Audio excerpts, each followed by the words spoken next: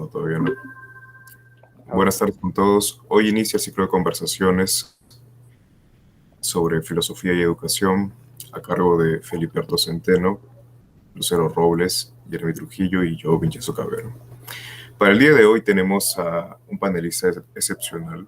Se trata del profesor Fernando Muñoz, magíster y licenciado en filosofía, docente a tiempo completo en la Universidad Nacional Mayor de San Marcos y docente parcial a tiempo ordinario en la Facultad de Teología Pontificia y Civil de Lima.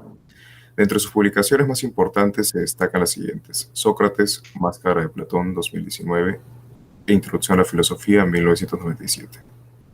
Ambas publicadas por la editorial de la Universidad Nacional Mayor de San Marcos.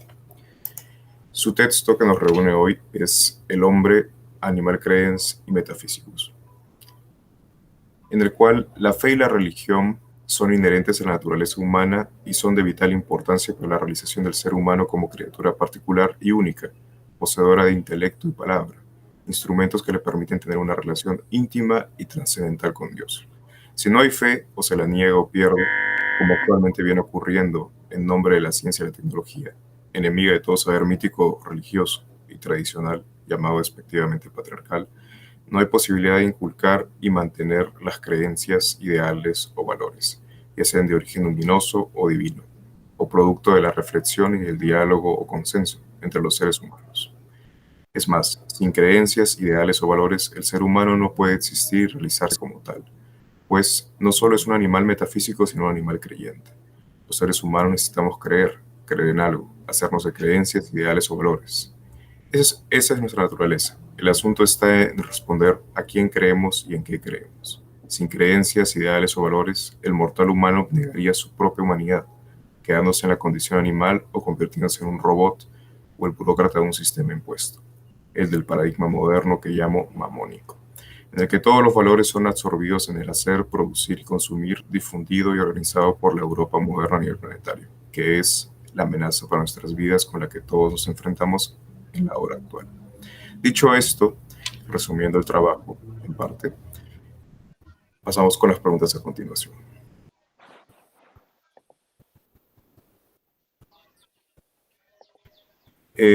Yo comenzaré con la primera. Se habla mucho de las bondades de la tecnología en la educación secundaria y superior. ¿Considera usted, profesor, que en el desarrollo integral del ser humano el papel de la tecnología debería ser preponderante para su realización? ¿Ya puedo responder? Sí. Bien, antes de responder a la pregunta, quisiera agradecerles a la invitación que me han hecho ustedes jóvenes para participar en este evento y comentar, ¿no? Un texto que yo he escrito entre finales del 19 y comienzos del 20, que se titula, ¿no?, El hombre, el animal credens y metafísico.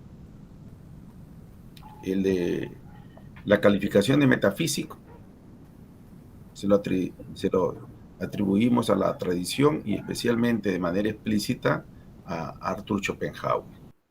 Y lo de credens, considero que esa es una novedad que yo traigo en este texto, que es, en una primera versión, como les digo, fue publicada a manera de ensayo para materiales de enseñanza entre finales del 19 y comienzos del 20. Y Vincenzo lo ha resumido bastante bien. Y a partir de este texto, efectivamente, se pueden hacer una serie de observaciones y preguntas. Por ejemplo, si las bondades de la tecnología son de prioridad para la educación tanto primaria, secundaria o universitaria, o si ustedes quieren, básica y superior. Mi respuesta sería la siguiente. La tecnología en sí misma nunca ha sido ni será dañina. La tecnología en sí misma acompaña al hombre desde que es hombre. El hombre es una criatura que para vivir se vio obligada a crear herramientas, a crear tecnología para poder supervivir. Y no solamente tecnología, sino también creencias, explicaciones con respecto al mundo, a la vida, al sentido de su propia existencia. Pero quedémonos con lo de las tecnologías. ¿Ah? Son inherentes al hombre. Y el hombre también, por su capacidad intelectual, su curiosidad y su afán de mejora natural en sus formas de vida, ha ido mejorando estas tecnologías, las ha ido refinando. Desde la burda piedra que pulió para usar como cuchillo, luego, si ustedes quieren, el hacha, el arado, hasta las computadoras que hoy día tenemos y que nos permiten estas comunicaciones en este tiempo de pandemia. Es un desarrollo increíble, especialmente de manera muy rápida en los últimos 50 años, en la que la aceleración ha sido continua. Hace 60, 50 años, los cambios tecnológicos se hacían cada 15 años. Hoy en día, los cambios tecnológicos se hacen casi al mes. Y llegará un momento en que los cambios tecnológicos se harán día a día. Nosotros estamos en el inicio de un espectacular cambio. Ya lo estamos viviendo. Y eso que somos gente que vive en países del tercer mundo, donde esta tecnología no llega pues en todo su nivel y tampoco llega a todos como debería ser. Ahora, la tecnología para los usos educativos es formidable.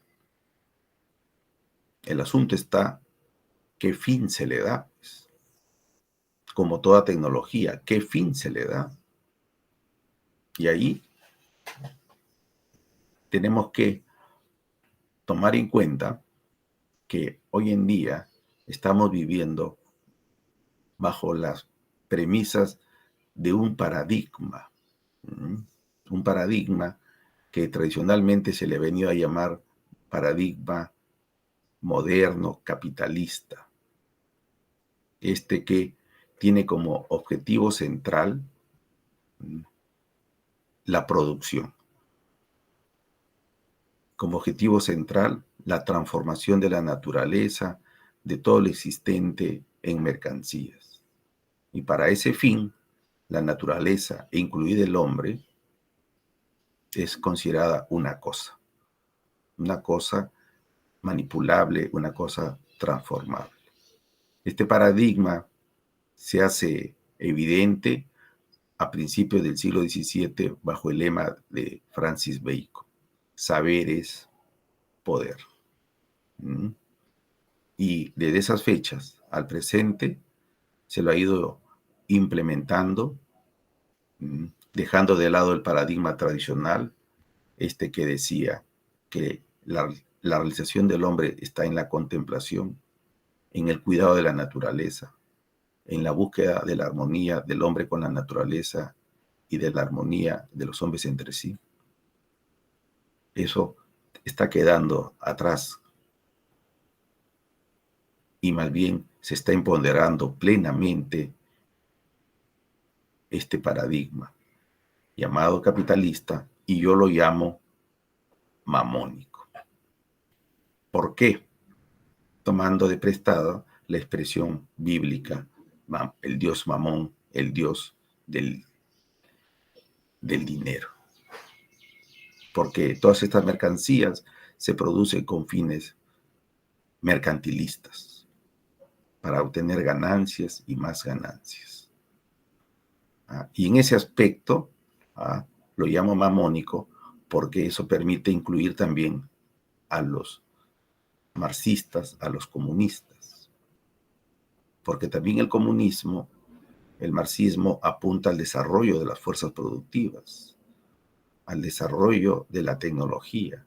Y entonces, como señala Eric Hobsbawm como una interrogante, dice, los historiadores de los años posteriores a 1990 tendrán que responder a una pregunta: ¿qué sucedió entre 1950 a 1975-80 en el que se dio un cambio espectacular en las formas de vida a nivel planetario? Yo me atrevo a responder a esa pregunta. La causa está en que son capitalistas,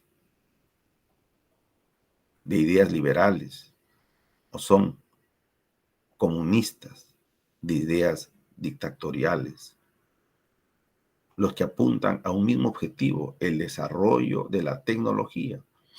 Resultado, el mundo gira en torno a los objetivos que traza este paradigma, en el que se trata de formar a la gente con el objetivo de buscar su realización plena en la producción.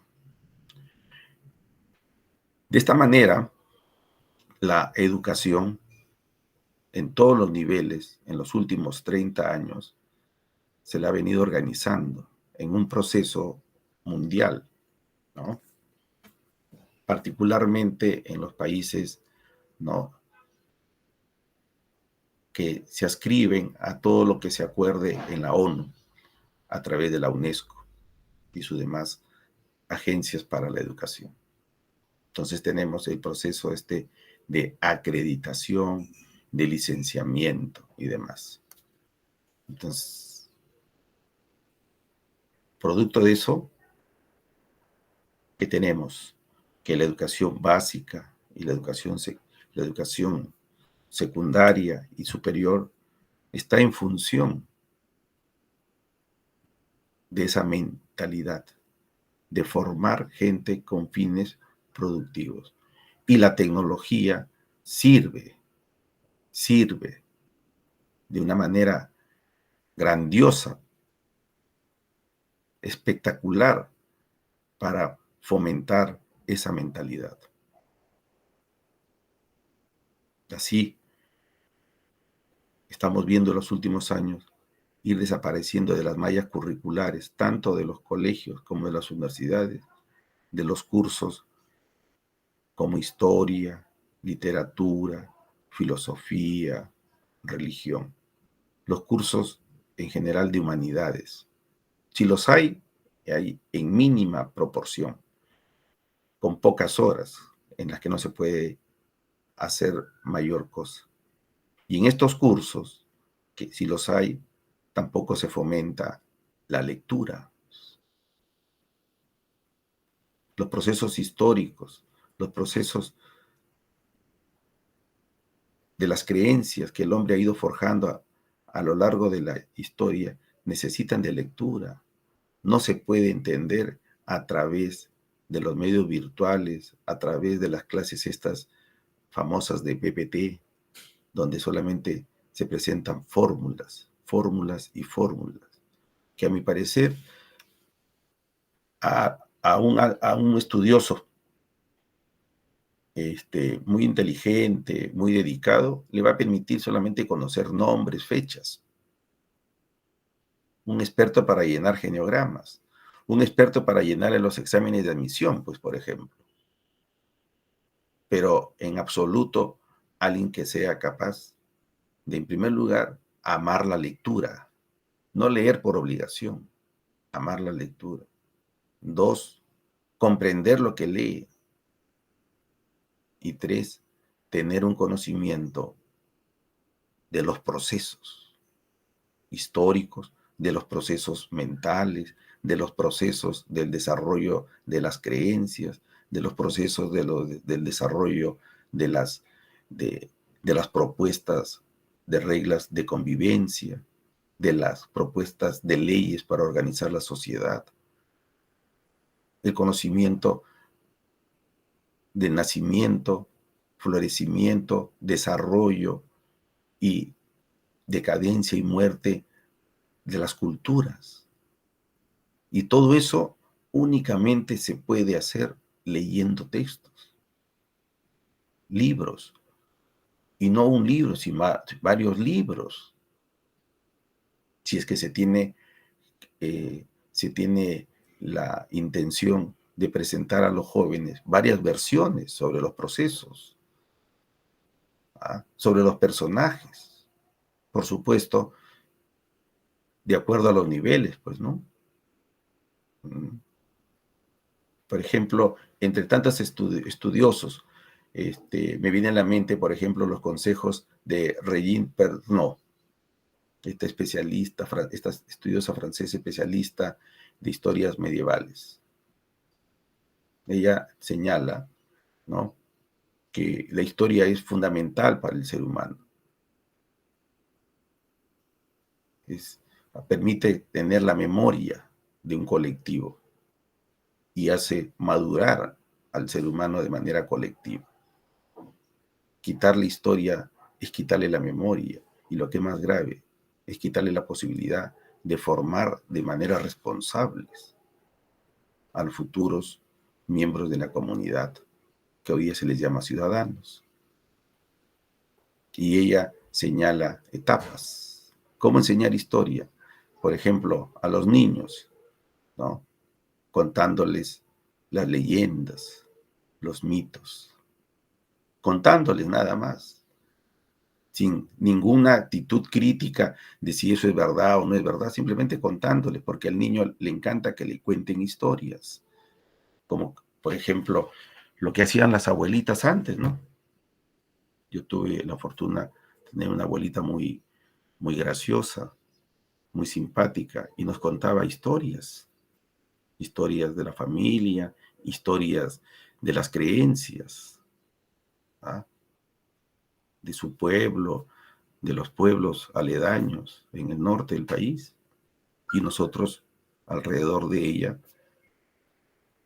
a los 7, 8 años, escuchándola, después de cenar, por ejemplo, sin ver la televisión, y estábamos ahí desarrollando, hoy día lo sé, la oralidad, el diálogo. Es lo mismo que dice la estudiosa Pernod, y mi abuela solamente tuvo primaria completa, nada más. En la adolescencia ya se le da un poco más de contenido, y en eso, por ejemplo, ella dice, no falla la experiencia de contar las biografías de los personajes.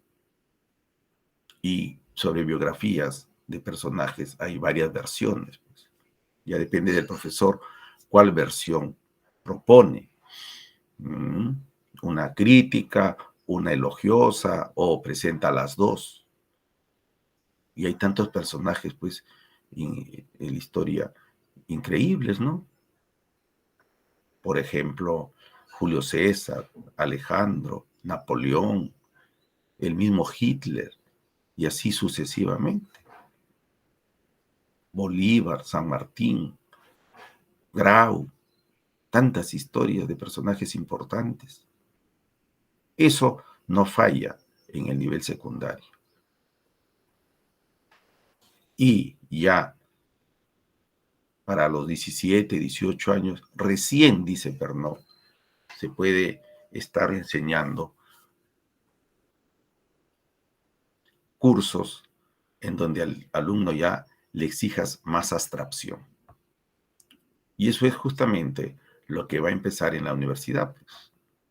Los cursos básicos, entre ellos el de introducción a la filosofía, que ahora existe, pero se ha convertido únicamente, según cuentan los jóvenes en los últimos años, en presentación de cuadros de PPT y luego documentales.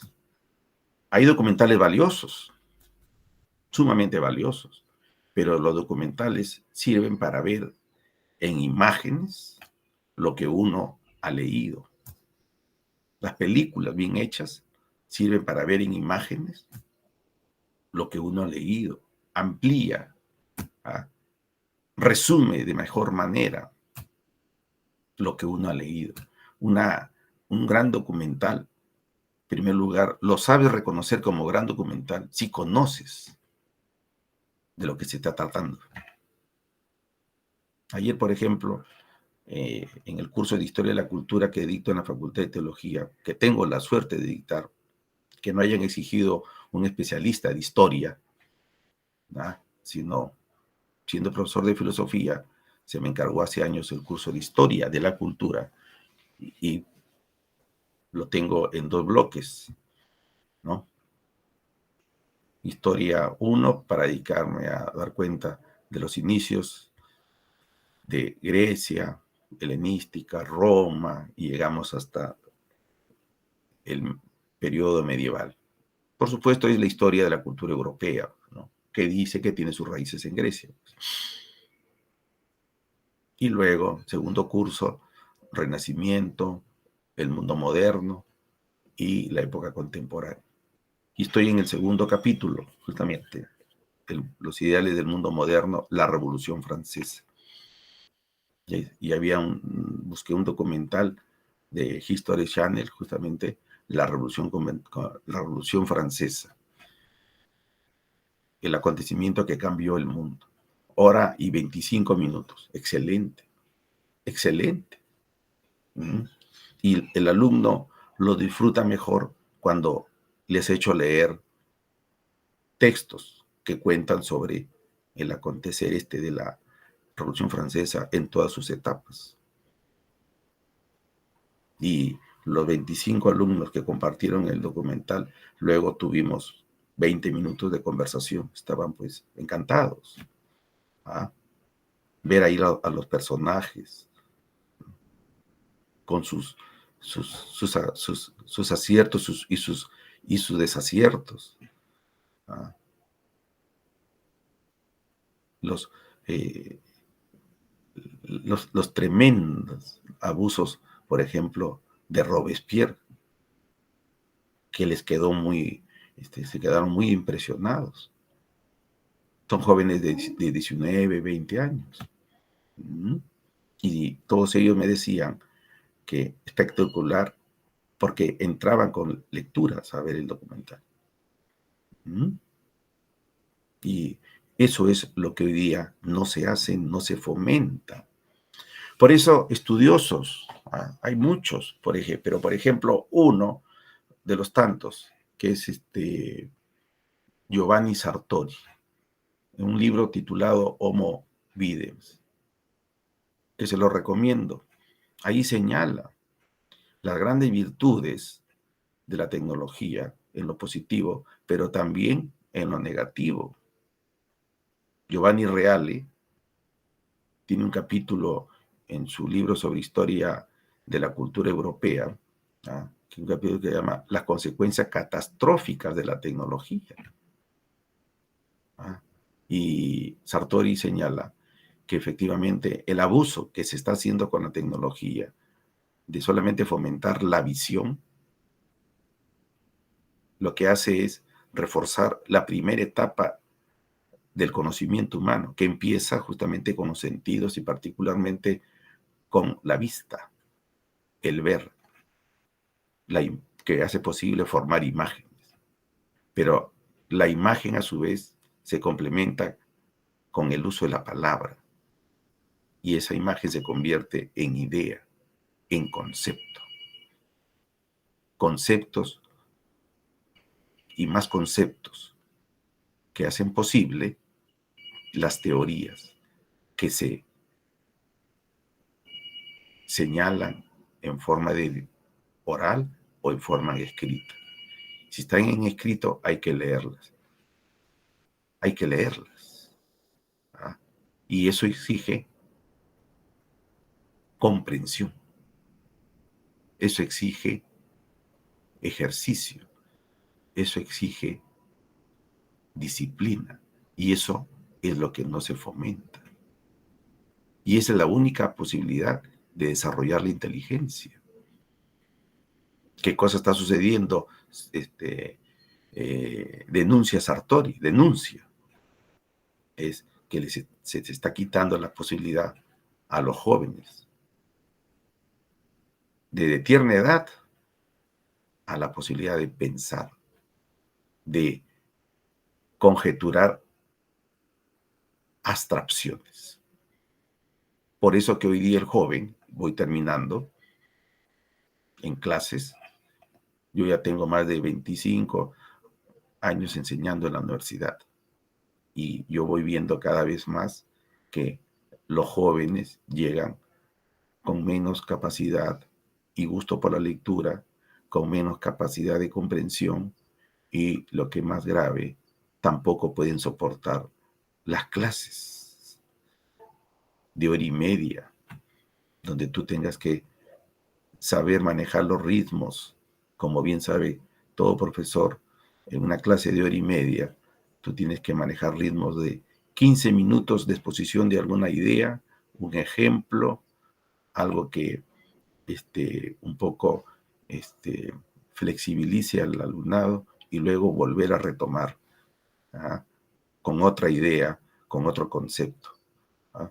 Porque toda mente normal, no genial, sino normal, puede estar atenta 10 a 15 minutos. Muy atenta. Y entonces hay que saber. Pero hoy día el alumno ni los 10 a 15 minutos pueden estar atentos. Porque si algo distorsiona el abuso de los usos estos de la imagen, que lo tienes en la televisión, lo tienes en la computadora y lo tienes a la mano todo el día en el celular, lo más negativo que hace es que te aleja justamente de atender a lo que hable el otro, atender, ¿ah?, a lo que el otro te puede estar exponiendo de manera abstracta. Por eso que los chicos, los jóvenes y cada vez también más los adultos, ya no se puede sostener diálogos con ellos, ni siquiera en las casas, porque son interrumpidos a cada momento por el celular. Entonces tú estás conversando y se interrumpe con una llamada. Vuelve la conversación, otra llamada. Y cada uno se abstrae en su mundo mirando el mensaje que le están enviando. Eso sucede en los ambientes domésticos y eso sucede en los ambientes académicos. Bien. Es normal últimamente que tienes que estar luchando con los chicos, llamándole la atención para que dejen de estar usando el celular y presten atención a la clase. Estos 2 años de pandemia en la que el profesor expone ante alumnos que pueden que no te den la oportunidad de verlos, el alumno puede estar viendo su celular, haciendo otra cosa. E incluso el profesor también pone su PPT ya grabado y puede estar haciendo otra cosa. De tal manera que se está perdiendo lo que hizo al humano, el uso de la palabra, hecha diálogo, desde lo más elemental al diálogo más refinado, que es el que llamamos diálogo filosófico. Esa sería mi respuesta, Vicenzo. Muchas gracias, profesor. A continuación sigue Felipe Centeno con la siguiente pregunta. Profesor Muñoz, la respuesta me pareció muy interesante y me gustaría plantear una pregunta que ve justo la otra parte en el planteamiento del Animal Credence. Ah, Considero que, si bien su respuesta se ha centrado mucho en cómo se vería una educación que comprenda que el uso de la tecnología debe limitarse edades y debe ser progresivo, justo para evitar la argumentación de Sartori, ¿no? Que es esta idea en la que el hombre se queda con las imágenes y pierde las capacidades lectoras pierde el amor por la lectura, pierde la comprensión por la lectura, pierde una capacidad de comprender procesos mentales, mitos y leyendas, que es justo lo que usted mencionaba. Y me parece que es una respuesta bastante acertada al problema de cómo educamos al hombre. Sin embargo, también considero que en sus textos, en clases y en diversas ponencias, porque recuerdo claramente cuando el Animal Credence se presentó en San Marcos en 2019, la afirmación que creo que está en cada una de esas clases, textos y ponencias es que usted afirma que el hombre, además de ser cultura, es animal. Entonces, el hombre sería una suma de sus creencias culturales y sus disposiciones animales. Usted dice dentro del resumen, por ejemplo, no solo es un animal metafísico, sino un animal creyente.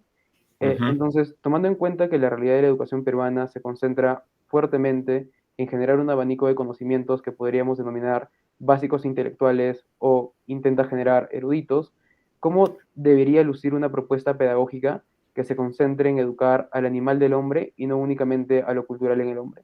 Me parece que anteriormente ha contestado, creo que de una forma muy profunda, cómo educamos al hombre, pero cómo educar al animal, que también es el hombre, sería una respuesta interesante para, sobre todo, profesores, creo yo. Entonces, espero su respuesta, profesor.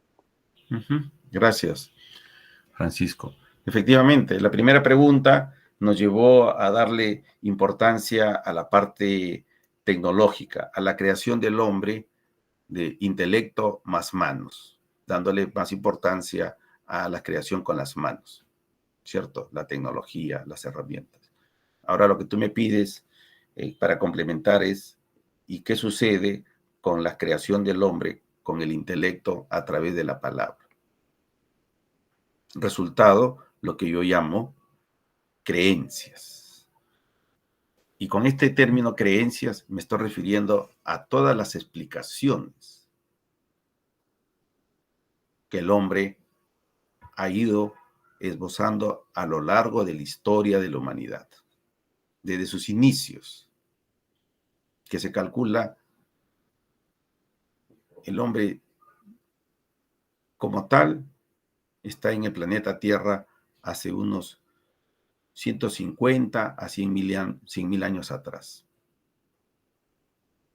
Un hombre que, a mi juicio, posee una naturaleza biológica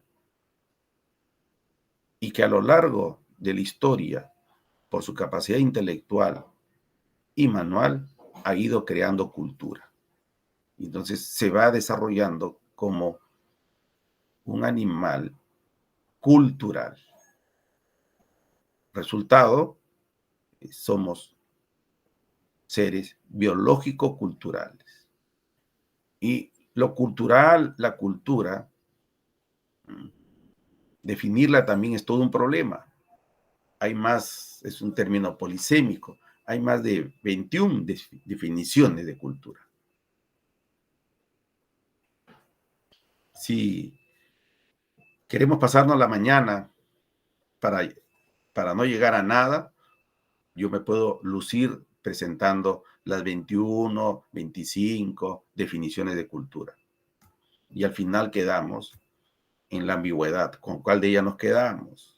En el relativismo completo, que es lo que hoy día se hace. Yo arriesgo y me quedo con esta definición. Cultura, conjunto de creaciones que el hombre hace con su intelecto y su mano. Con su intelecto y manos, tecnología, técnicas. Y con su intelecto, que se expresa a través de la palabra, oral o escrita, son las creencias, las explicaciones. Que a lo largo de la historia, ¿no?, se las ha clasificado.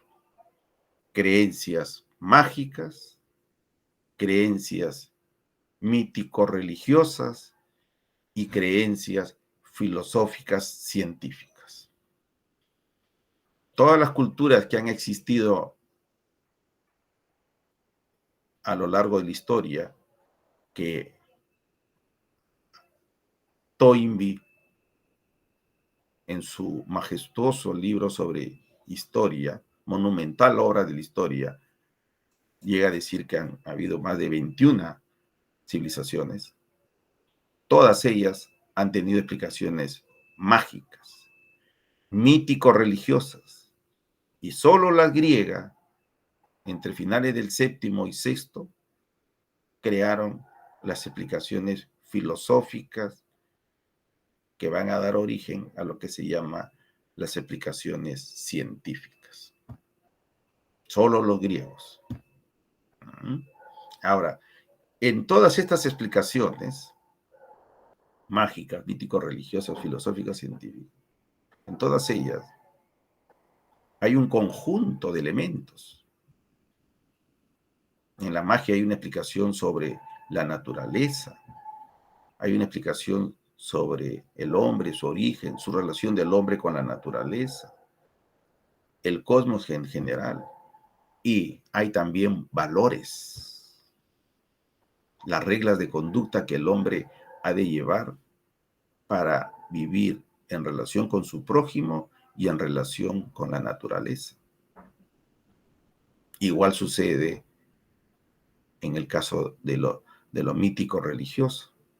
Y en el caso de lo mítico religioso, de una manera más particular, porque las explicaciones mítico religiosas ya aparecen cuando el hombre reconoce plenamente que hay un ser supremo, un ser trascendente, eso que se llama técnicamente, en términos académicos, lo luminoso, lo sagrado, que se muestra de distintas maneras y se lo llama de distintas maneras.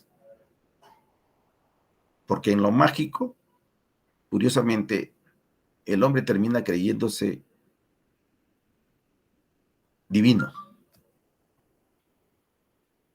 En cambio, en lo mítico religioso, es el periodo en el que el hombre, a mi juicio, ha madurado plenamente y reconoce sus limitaciones, y eso lo hace creer en que hay algo supremo, hay algo luminoso, trascendente.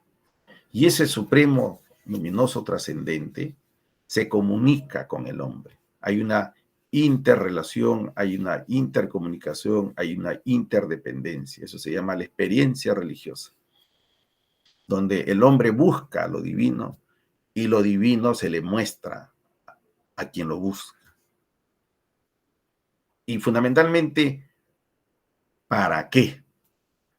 Para dar respuesta a la pregunta trascendental, pues. ¿Qué hay después de la muerte? Ese sentimiento que causa angustia y cuya respuesta permite dar cuenta del sentido de la vida, del sentido de la existencia. Y eso nos permite entender que lo divino, en sus distintos nombres, distintas formas de manifestarse, lo divino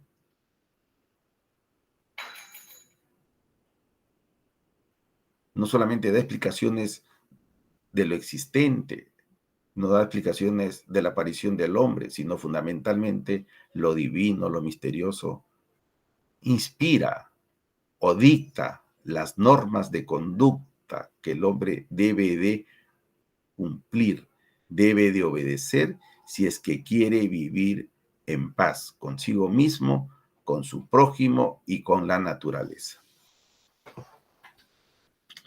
Y eso es buscar la salvación. En griego se dice sotería, la salvación. ¿Qué cosa es encontrar la salvación? Es encontrar el camino que te conduzca a vivir bien contigo mismo, con tu prójimo y en relación con la naturaleza. Y ese es el contenido fundamental de la sabiduría mítico-religiosa. Todas las religiones postulan eso. Y más bien ahí podríamos decir, ¿cuál de estas religiones que han inspirado las culturas logró el objetivo? Logró permitirles, aunque sea por un periodo breve, logró permitirles a la comunidad vivir en armonía, en paz. Ahí les doy un criterio para hacer un estudio de la historia. Y ahí van a encontrar justamente las diferencias de las culturas. Entre ellas, por ejemplo, sobresale la cultura griega. La cultura griega entre finales del séptimo y del sexto antes de Cristo logra resolver los problemas de conflictos sociales, obedeciendo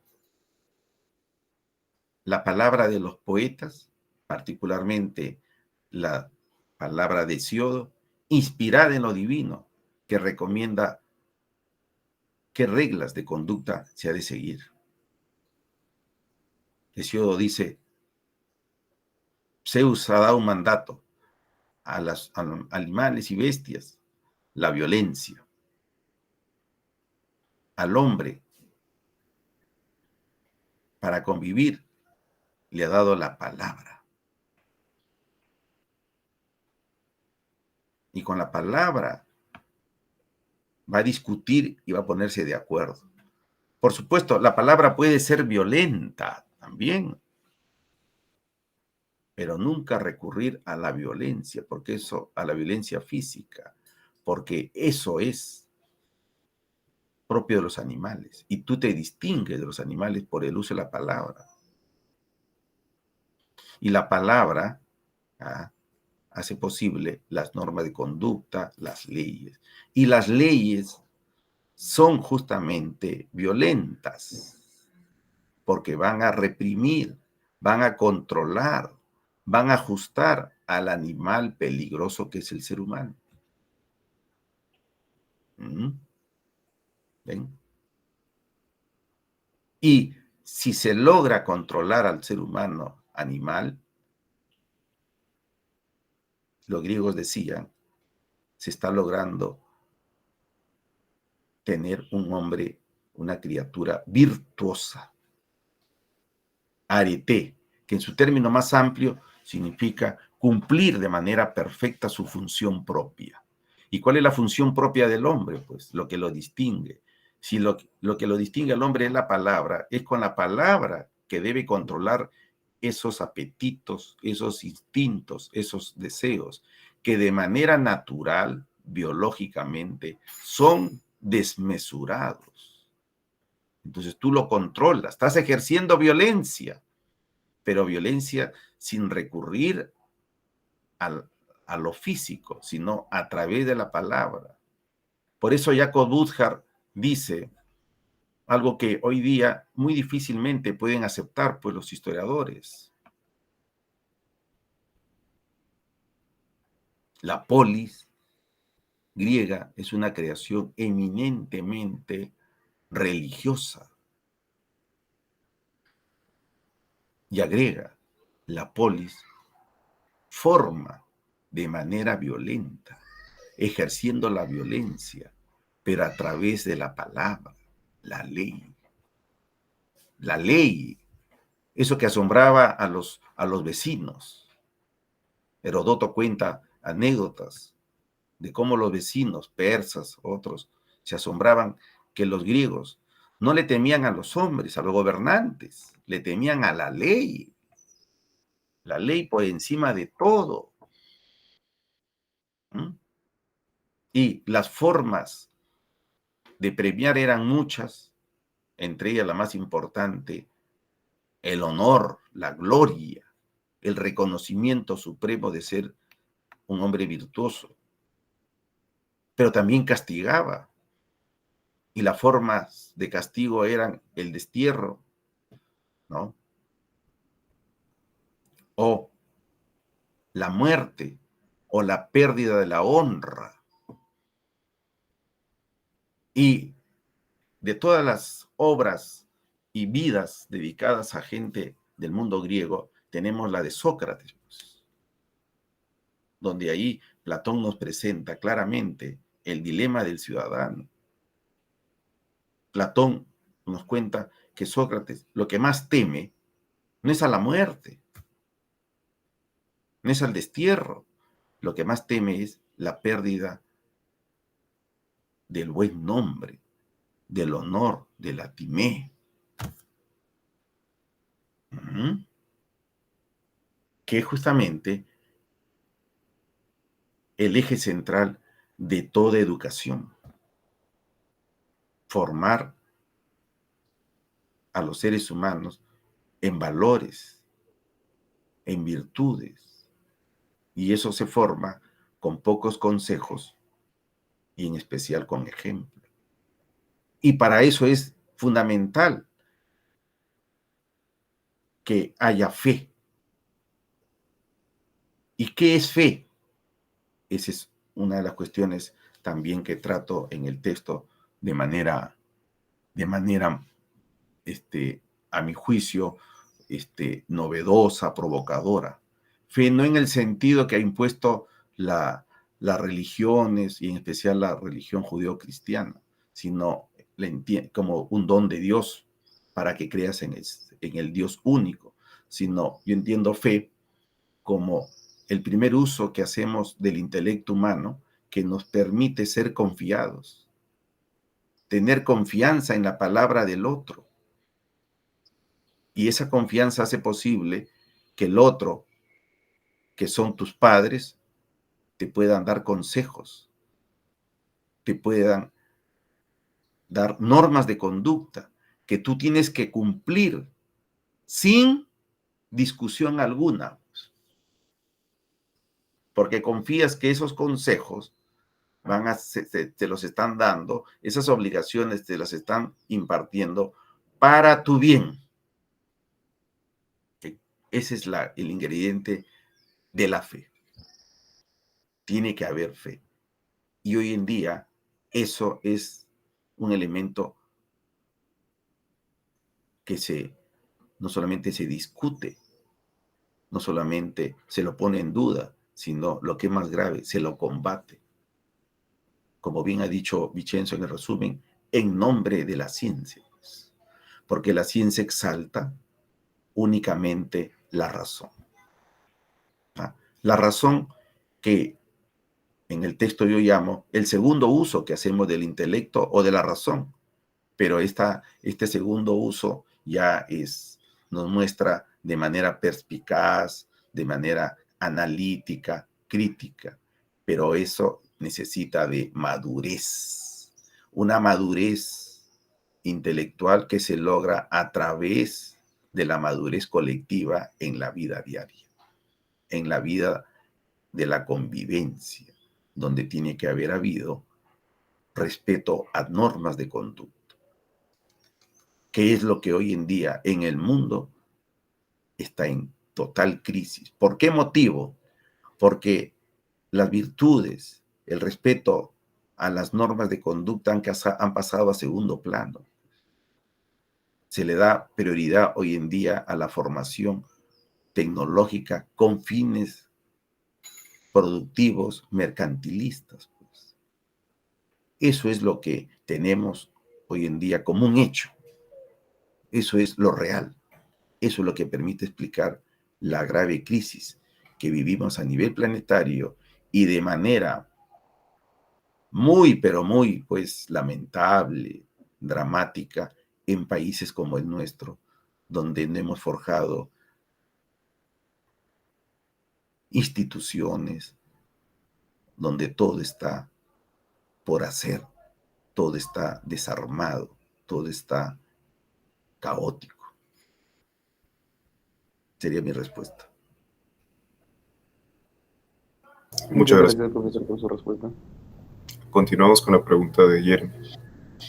Sí, muy interesante la respuesta, profesor. Me parece muy excelente que haya expuesto de manera muy breve, pero muy, creo que profunda, esta especie de explicaciones acerca de la formación de valores, ¿no? Desde, digamos, explicaciones mágicas, mítico-religiosas, también filosóficas, y cómo estas han ido evolucionando. Y de alguna manera cómo la cultura va dominando, ¿no? al ser biológico del hombre, ¿no? A través de valores, precisamente. Y claro, mi pregunta va dirigida en torno al, claro, si el eje central de la educación debe ser la formación de valores, el respeto por virtudes, y que de alguna manera estas han quedado en segundo plano. Yo me preguntaba si es que ya centrándole en algo que no debemos de notar claramente, creo, en torno a diversos estudiantes, que hay una disyuntiva frecuente, ¿no?, entre escoger una carrera profesional por vocación y pasión, o hacerlo en vistas a una inserción rápida al mercado laboral, por ejemplo, con vistas a un futuro solvente y seguro. En ese sentido, la pregunta que quisiera hacerle es, ¿se puede conciliar ambos criterios, ¿no?, al momento de escoger una carrera profesional hoy en día? Claro. Lo sano, saludable es que se tome en cuenta esos dos elementos. Se tome en cuenta los dos elementos, pero que se tiene que optar por aquello para lo que tú estás capacitado, para aquello que te permita desarrollar tu naturaleza. Eso que los antiguos tomaban en cuenta, pues. Hoy en día se da prioridad a la parte cultural, se la soslaya o algunos hasta niegan la parte biológica. Insisto, el hombre es biológico-cultural. En lo biológico nos permite entender que hay capacidades naturales, hay disposiciones naturales, que si tú no las tomas en cuenta, las soslayas o las desprecias, entonces tú únicamente te vas a preocupar por aquello que es lo cultural, por tus expectativas de la cultura. Y la cultura contemporánea, la expectativa es que tú busques una profesión, una carrera que te permite insertarte plenamente y rápidamente en el mercado laboral y de manera exitosa. Y probablemente para esa profesión tú no estés dispuesto, no tengas disposiciones naturales. Sin embargo, te ves inmerso a estudiar eso, a trabajar en eso, pese a que estés descontento. ¿Ah? Imagínate la tremenda frustración que se siente. Por supuesto, dices, bueno, no estoy muy contento conmigo mismo, pero tengo dinero y estabilidad, pero eso no es lo suficiente, pues. En algún momento te vas a llenar de aburrimiento. Ahora, pero también lo otro, no, a mí me gusta enseñar, yo quiero ser profesor, secundario, universitaria, lo que fuese. Me encantan y tengo facilidad para los idiomas, quiero enseñar eso. Me gusta leer, comparar, quiero ser un investigador en antropología, pero eso hoy en día tampoco presta facilidades para insertarte en el mercado laboral y menos de manera exitosa económicamente. Porque hoy en día se premia en términos económicos, por supuesto, a los que están dedicados a las tecnologías, pues. Y sobre eso, por ejemplo, hay un ensayo de Vicente Ferrone, el científico, que les he dado a leer ustedes en el curso del siglo XVIII, del siglo XIX, pero que yo empiezo con un capítulo del siglo XVIII, justamente para hacer leer a los jóvenes eso, pues, para que se convenzan por estudios, no por lo que yo piense, y que puede ser la palabra de alguien que es un enemigo de la tecnología, un frustrado económicamente, socialmente y demás, ¿no? Lo que dice. ¿Ah? Y ahí, en ese texto, que lo tengo a la mano, se lo voy a leer, un segundito. Porque estoy en ese capítulo, pues, en el curso de Historia de la Cultura. Dice, los últimos años del siglo XVIII sellaron ciertamente el triunfo de la ciencia y su definitiva legitimación ante los ojos de la naciente opinión pública pero también su primera grave crisis institucional y epistemológica, destinada a sacudir desde sus cimientos el prestigio del savant a la francesa. Una breve explicación. Fin del 18 ya se asentó el triunfo de la ciencia, pero la ciencia con sentido, como señalaba Bacon, sentido práctico, utilitario, productivo, mercantilista, y eso va a llevar a la crisis ¿a qué? Y sacudir el prestigio y los cimientos del savant a la francesa, que era el sabio conocedor de muchas cosas. No, aquí ya no se trata que seas conocedor de muchas cosas, sino que seas especialista en algún tema nada más. Y un tema de carácter utilitario, productivo. Miren, siglo XVIII, en Europa. Luego continúa la exposición y termina con lo siguiente, que vale la pena que se los comente. Dice, en un número de 1784 del Journal de Historia y Política de Ginebra, Mallet Dubin testimoniaba a sí mismo con eficacia el increíble entusiasmo de aquellos años por estos temas, afirmando, en las artes y las ciencias hay hoy un hormigueo general de invenciones, prodigios y talentos sobrenaturales. Una muchedumbre de personas de toda condición que jamás habían pensado ser químicos, geómetras, mecánicos, etcétera, se presenta cada día con toda suerte de maravillas. Fin de la cita.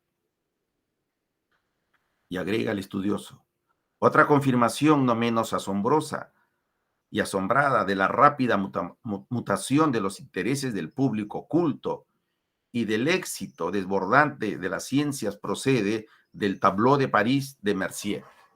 Cita, el reino de las letras ha pasado, los físicos sustituyen a los poetas y a los novelistas, la máquina eléctrica ocupa el lugar de una obra de teatro.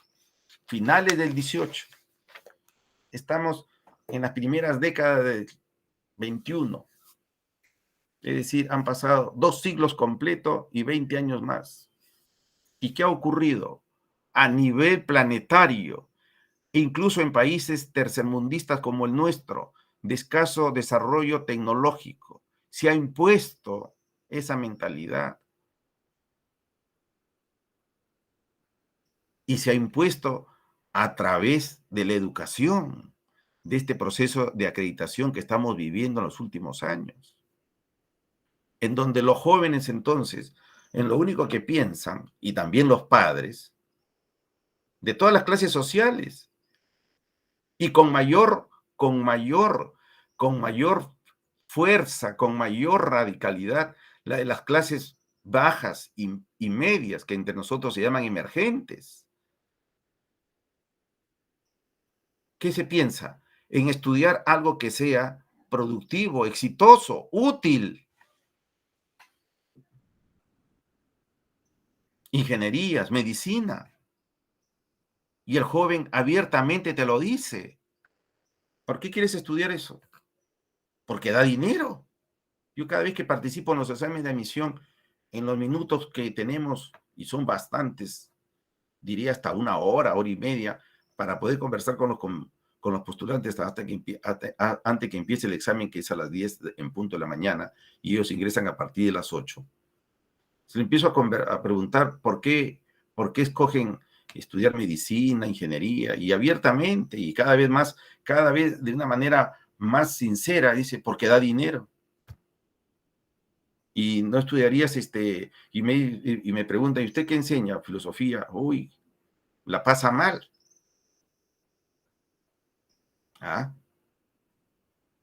No, yo quiero tener dinero, abiertamente. Le digo, pero, ¿y no lo haces por el servicio al prójimo en la medicina? Bueno, sí, pero lo importante es el dinero.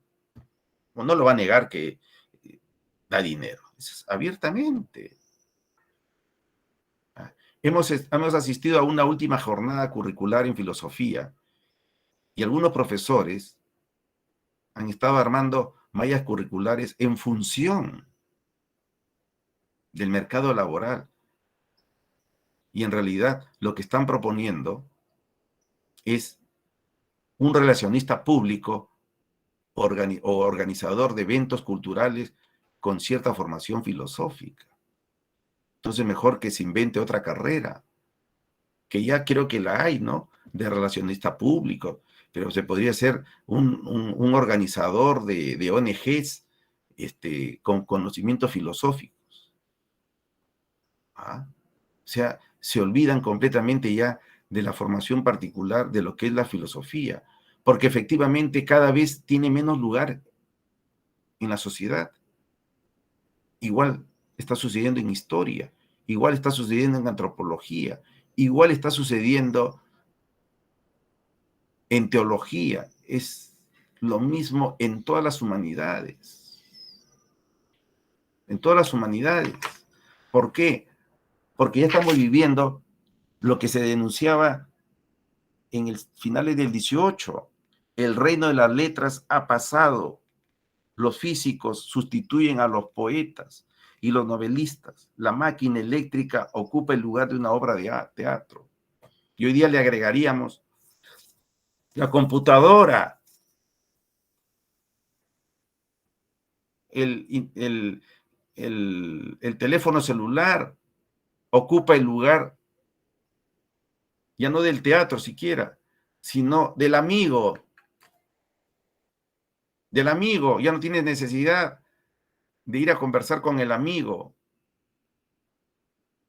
Como les he dicho varias veces, cuando aparezca el uso del holograma a nivel popular, entonces también vas a reemplazar a la otra persona literalmente, porque tú puedes hacer hasta sexo con el holograma. Te pones unos lentes especiales, le engañas al cerebro, ¿ah? Y estás haciendo sexo con el holograma que tú quieras, con la imagen que tú quieras, que hoy día se hace ya, pero se hace en circuitos muy pequeños porque todavía el uso del holograma, el uso del lente, todo es muy caro. ¿Ah? Por un lado, podrían abaratar los costos, pero saben bien que van a ocasionar pues un caos gigantesco, porque el individualista que ya está presente en el mundo contemporáneo, ya no solamente sería individualista, sino se haría automáticamente autista. Estaría consigo mismo en algún rincón de su casa o de la calle o del parque, jugando con su holograma, que por supuesto ya no es otro ser humano. Es decir, estamos ya en camino, que justamente lo que están promoviendo los que hablan de transhumanismo como algo genial, algo de desarrollo, algo de progreso. Estamos camino hacia una comunidad producto del desarrollo tecnológico, producto de la evolución del desarrollo tecnológico, no biológico. Pero será una cultura nueva, claro que sí. A la muerte de esta cultura humana, que ya no solamente es europea, sino humana, una cultura, pero que es inhumana, donde los humanos no tenemos lugar. Y lo primero que ya los humanos están despojándose son justamente de las humanidades, pues. Lo que va a facilitar el empoderamiento de la nueva cultura, de la que se habla hoy en día, a mi juicio, con mucha irresponsabilidad, como algo genial, algo que es expresión de un progreso. Es todo lo contrario. Cuando se den cuenta del grave error que están cometiendo, ya a mi juicio será tarde. Espero no estar entre ustedes para vivir las terribles consecuencias de eso, aunque ya se empiezan a dar las primeras manifestaciones.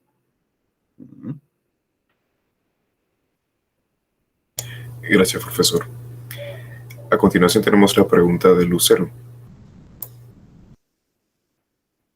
Sí, buenos días, profesor. En realidad también es la última pregunta, la pregunta central del Ajá. conversatorio.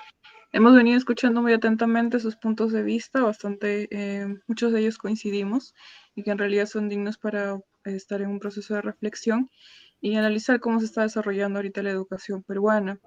Y en torno a eso y también la incursión de la filosofía, ¿usted considera que debería volver la filosofía a los colegios? Si es así, ¿debería retomarse la propuesta de Augusto Salazar Bondy? Ya. Magnífica pregunta. Por supuesto que debería regresar, debería volver a la malla curricular de los colegios de la filosofía. El problema es si eso es viable. Y en eso hay que ser muy, muy realistas, aunque suene a pesimista uno. Hay que ser muy realistas. En primer lugar, si ha de volver, tienes que hacer un cambio, una reforma educativa. Lograr el consenso de muchos para que apuesten por la necesidad de la filosofía en los colegios.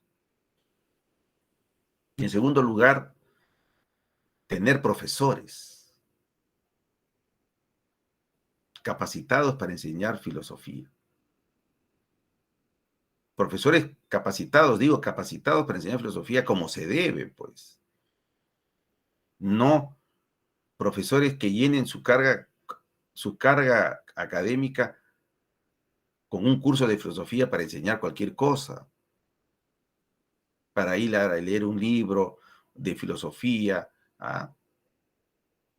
sin saber explicar de lo que se trata. Como se enseña inglés en los colegios nacionales, pues. Mira, Salazar Bondy ya 1968, 69, 70, hasta antes de su muerte, tuvo ese gran proyecto. Incluso hasta escribió manuales de didáctica, cursos de filosofía para colegio y demás. Pero el problema que tuvo es, ¿y quiénes eran los profesores que iban a implementar eso a nivel nacional? O por lo menos como un par de colegios como piloto. No hubo, no tenía. ¿Y por qué motivo? Porque el empoderamiento de esta mentalidad tecnológica, pragmática, jóvenes, viene de la década del 50, 60, con fuerza, pero eso viene de Europa desde el siglo XVII, siglo XVIII, han escuchado, siglo XIX, XX, se viene. Y entonces se ha ido cada vez ahuyentando a la gente, a los jóvenes, en la importancia de estos cursos, y en los últimos años se ha ido pues ya eliminando. Y me parece a mí que ese cambio ya es irreversible, ¿eh? Aunque, por supuesto, siempre hay esperanza mientras haya vida, ¿no? Nos cogemos de algo. Entonces, podemos, la gente que pensamos de manera distinta a los implementadores gozosos de este paradigma, podemos manifestar nuestra palabra y decir que es necesario que se implemente, y por supuesto fomentar la importancia de la presencia de los educadores y educadores en filosofía, en literatura, cosa que hoy en día se está perdiendo, pero así es como un globo que se está desinflando ante nuestros ojos, y cada vez a una velocidad mayor. Porque esa sería una una primera gran medida para corregir las cosas, pues. No solamente de filosofía, historia. O sea, los cursos de humanidad, los cursos que hoy día se llaman tradicionales, pues, justamente el gran problema es eso, que estamos ante una campaña contra la tradición. Entonces, si tú manifiestas ciertos puntos de vista, eres tradicional y se te van a ir encima. Nadie quiere ya ni dialogar contigo. Ese es el gran problema también. Ya etiquetado, es tradicional y anacrónico, va contra la historia. Nosotros estamos camino al progreso, con él no hay nada que conversar, no hay nada que dialogar. E incluso no quieren discutir contigo, que es una manera de negarte, pues. Y eso ha sucedido siempre en la historia. Negar al otro y seguir implementando lo que tienes tú como propuesta, creyendo que estás caminando hacia algo muy positivo, pues. Ahora, pero si tú me has preguntado, ¿cree que es necesario? Por supuesto que sí, pero tenemos esos grandes obstáculos. Ahora, si no podemos hacer eso, nos queda pues defender las escuelas de filosofía que hay y con mallas curriculares que permitan enseñar filosofía, pues. Pero no pensando única y exclusivamente en función del mercado laboral, porque el mercado laboral, ¿qué es? Mercadotecnia. Y hemos escuchado algunas propuestas que haya incluso cursos de mercadotecnia, cursos de capacidad para organizar eventos, cursos de administración. ¿Qué es esto? ¿Se dan cuenta? ¿Se dan cuenta cómo está ganando pues el paradigma? Justamente es paradigma cuando la mayoría piensa así y ya nadie lo discute. Eso lo explica bastante bien Kuhn en su libro dedicado a los paradigmas, que deberían de leer para que entiendan de lo que estamos hablando, ¿no? Cuando cuando una idea se convierte en paradigma, pues cuando todos la repiten. Y el gran problema es que ya nadie es capaz de cuestionar si eso está bien o no, simplemente es así, ya está. Y más bien, al que piensa de manera distinta lo ven como extraño. Y es una cosa completamente natural, biológica, humana,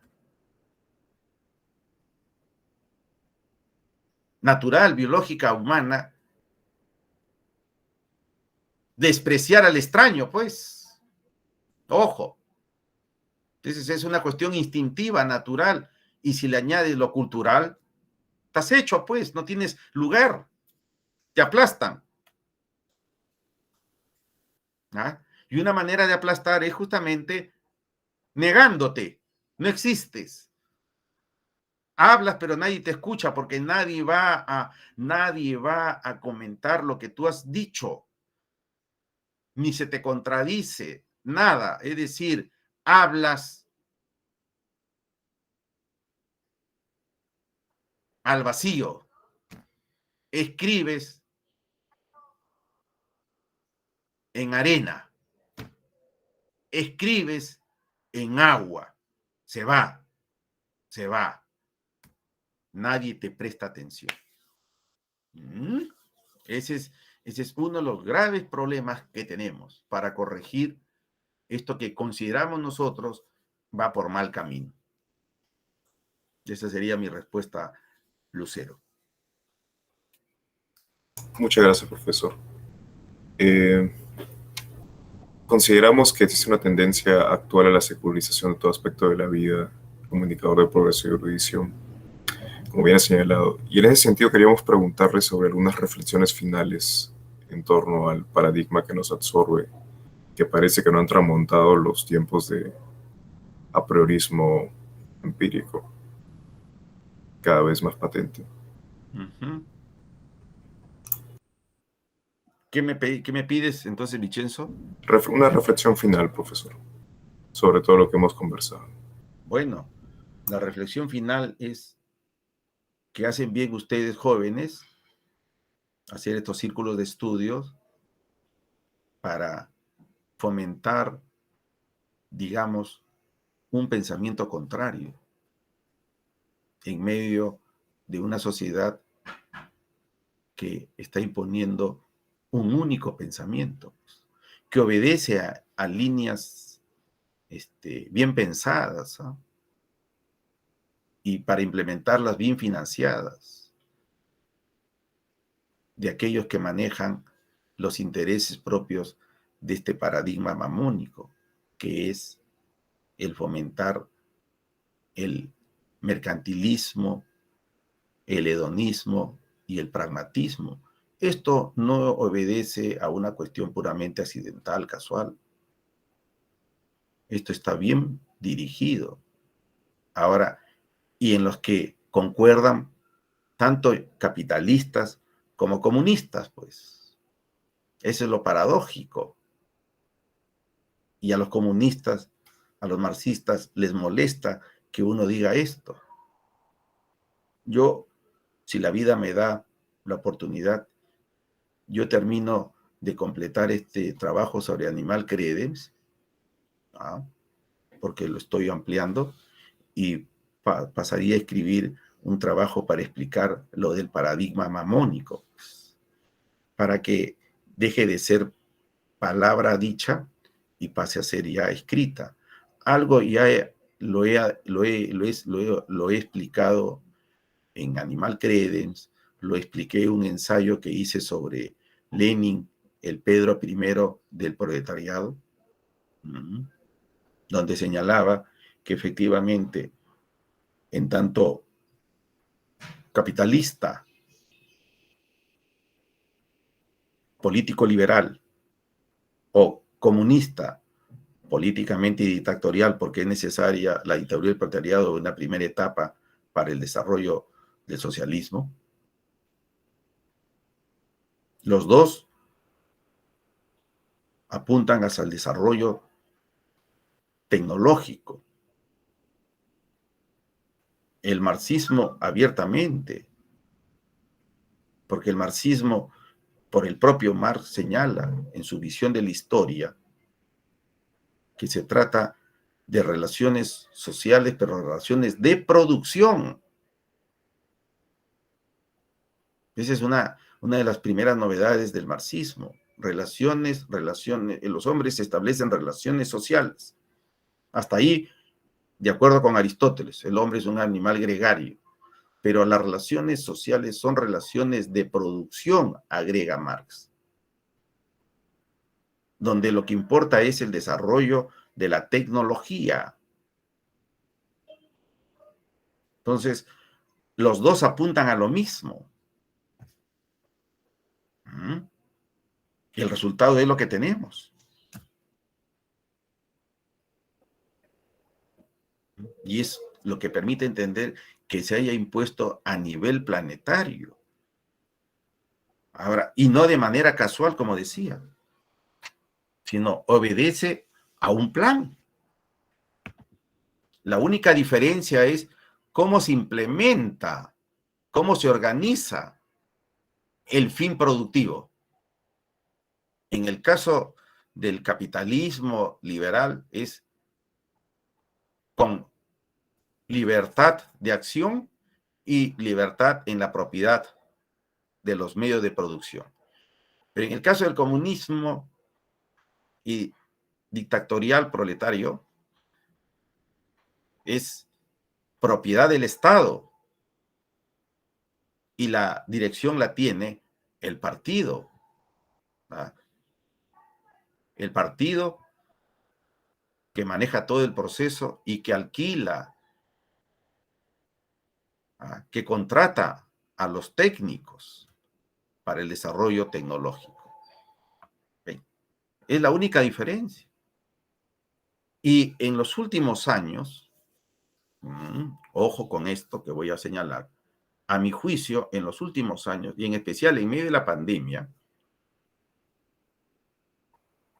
quienes están demostrando mayor eficiencia en el manejo de los asuntos sociales son los países del bloque comunista. China en primer lugar, Corea del Norte y la propia Rusia. Y ese proyecto, de manera muy sesgada y disimulada, justamente aplaude el joven filósofo de moda hoy en día. ¿Cómo se llama, Vicenzo? El coreano, Sí, Byung-Chul Han. Byung-Chul Han. Claro que sí. Claro. ¿Ven? Lean sus ensayos sobre las consecuencias del COVID y demás. Ahora, no deja de tener razón que han sido más exitosos. Ahora, él te deja el dilema. Si quieres entonces éxito en la organización de la sociedad con fines puramente prácticos, productivos, donde ya no interesa la libertad individual, lo que interesa es la persona como un elemento más de la maquinaria organizada para producir, definitivamente el bloque comunista y particularmente chino está en gran éxito. En medio de esta crisis, su crecimiento económico ha ido en aumento. Y por supuesto va en pos de la conquista no solo de mercados, sino de hacerse dueño de la producción mundial. China. Y la fuerza y la velocidad con la que viene es notable. Conclusión, sería muy bueno, entonces, tener organizaciones de carácter marxista, comunista, para lograr el éxito. Pero lo que no se tiene en cuenta es que el éxito que está logrando China no es únicamente por la implementación del comunismo, sino obedece a una larga tradición de organización social, de respeto a las leyes, de respeto a las instituciones, en las que tiene vital importancia Confucio y la tradición que impuso desde el siglo VI a.C., que es una cuestión tradicional. Son rieles gigantescos que ha dejado esa tradición. Y sobre esos rieles tú puedes cambiar los coches. ¿Ven? Puedes cambiarlos. Un tiempo fue de carácter liberal, capitalista, con el gobierno nacionalista de Sun Yat-sen, y después fue comunista. Claro. Pero el coche puede andar bien por los rieles. ¿Se da cuenta? Que no es nuestro caso. Aquí, ¿hay rieles bien puestos? No los hay, pues. Y cuando estoy refiriéndome a rieles como metáfora, estoy refiriéndome a instituciones, Estado y sus diversas organizaciones, Poder Judicial, Ejército, todo aquí está en serios problemas. Y eso es lo que habría de preocuparse por crear, si es que no lo hay, reforzar. Pero eso toma no un año, toma muchos años. Y la clave de todo eso es que hay una comunidad unida a un objetivo. Y ese es otro problema que tenemos. No somos una nación. Y en medio de la globalización, ese proyecto de nación es más difícil, por no decir imposible, porque una de las novedades que trae la globalización es la desaparición de las naciones o de los estados. Estamos viviendo jóvenes, diría, un momento de bisagra, de cambio completo de formas de organización a nivel planetario,